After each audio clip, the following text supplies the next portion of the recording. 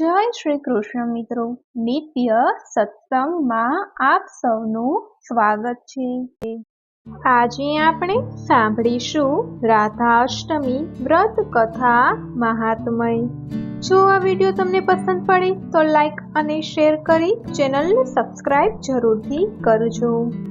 રાધા અને કૃષ્ણ આ બે નામો એક સાથે જ લેવામાં આવ્યા છે। ભક્તોના મુખે રાધા કૃષ્ણનું નામ એક સાથે જ આવે છે।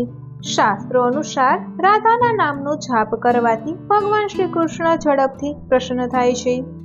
ભાદરવા મહિનાની શુક્લ પક્ષની અષ્ટમી રાધા અષ્ટમી તરીકે મનાવવામાં આવે છે।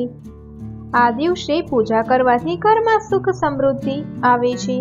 શાસ્ત્રો અનુસાર કૃષ્ણના જન્મદિવસ શ્રાવણ મહિનાની કૃષ્ણ પક્ષ અષ્ટમીથી 15 દિવસ બાદ ભાદરવા માસની શુક્લ પક્ષની અષ્ટમીની બપોરે અભિજીત મુહૂર્તમાં શ્રી રાધાજી રાજા વૃષભાનુના યજ્ઞ ભૂમિથી પ્રગટ થયા હતા। બ્રહ્મકલ્પ, વારાકલ્પ અને પાદ્મકલ્પમાં આ ત્રણેય કલ્પોમાં રાધાજીનું કૃષ્ણની પરમ શક્તિના સ્વરૂપમાં વર્ણન કરવામાં આવ્યું છે। હિન્દુ શાસ્ત્રો અનુસાર રાધાજીનો જન્મ શ્રી કૃષ્ણ પ્રત્યેના પ્રેમને મજબૂત કરવા માટે થયો હતો। બ્રહ્મ વૈવર્ત પુરાણ અનુસાર શ્રી કૃષ્ણના ડાબા અંગમાંથી એક સુંદર કન્યા પ્રગટ થઈ। પ્રગટ થતાની સાથે જ કન્યાએ શ્રી કૃષ્ણના ચરણોમાં પુષ્પો ચડાવ્યા અને વાત કરતી વખતે તેમના સિંહાસન પર બિરાજમાન થઈ ગયા। આ સુંદર કન્યા શ્રી રાધા છે। એકવાર રાધાએ શ્રી કૃષ્ણને બીજી પત્ની વિરજા સાથે જોયા હતા, જેના કારણે તે દુઃખી થઈ ગયા અને કૃષ્ણને ખરું ખોટું સંભળાવવા લાગ્યા હતા। આ બધું જોઈને શ્રી કૃષ્ણના સેવક અને મિત્ર શ્રીદામા ગુસ્સે થયા અને તેમણે રાધાને પૃથ્વી પર જન્મ લેવા માટે શ્રાપ આપ્યો હતો। પુરાણો અનુસાર જ્યારે દેવી રાધા અને શ્રીદામાએ એકબીજાને શ્રાપ આપ્યો હતો ત્યારે શ્રી કૃષ્ણએ કહ્યું કે તમે દેવી કીર્તિ અને વૃષભાનુની પુત્રી તરીકે જન્મ લેશો। જ્યારે કેટલાક લોકો માટે રાધા એ એક લાગણી ભાવ છે જે શ્રી કૃષ્ણના માર્ગ પર ચાલવાથી પ્રાપ્ત થાય છે। તો મિત્રો, આ હતી રાધા અષ્ટમીના વ્રતની કથા। હવે આપણે સાંભળીએ રાધા અષ્ટમીના વ્રતની વિધિ। સૂર્યોદયથી પહેલા ઉઠવું તથા સ્નાન કર્યા બાદ નવા વસ્ત્રો ધારણ કરવા।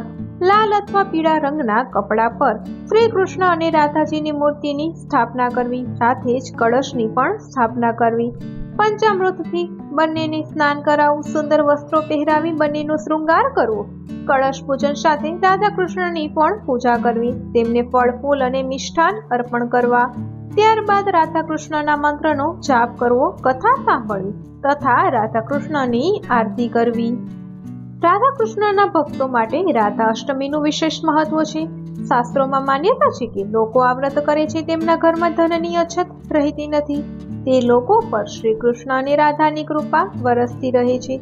આ જ કારણ છે કે પોતાના આરાધ્ય કૃષ્ણને મનાવવા માટે ભક્ત પહેલા રાધાજીને પ્રસન્ન કરે છે। આ ઉપરાંત રાધા અષ્ટમીનું વ્રત કરવાથી તમામ પાપો નાશ થાય છે। આ દિવસે વિવાહિત મહિલાઓ વિશેષ પૂજા કરે છે અને અખંડ સૌભાગ્યવતી બનવાનું વરદાન માંગે છે। આ દિવસે ખાસ કરીને ખીરનો ભોગ દેવી રાધા અને કૃષ્ણને અર્પણ કરવો જોઈએ। આ દિવસે જે સાચા દિલથી રાધા રાણીની પૂજા કરે છે તેની તમામ મુશ્કેલીઓ દૂર થાય છે। તો મિત્રો, આ હતી રાધા અષ્ટમીની કથા। જો આ માહિતી તમને પસંદ પડી હોય તો વિડીયોને લાઈક અને શેર કરી ચેનલને સબસ્ક્રાઇબ જરૂરથી કરજો। જય શ્રી કૃષ્ણ।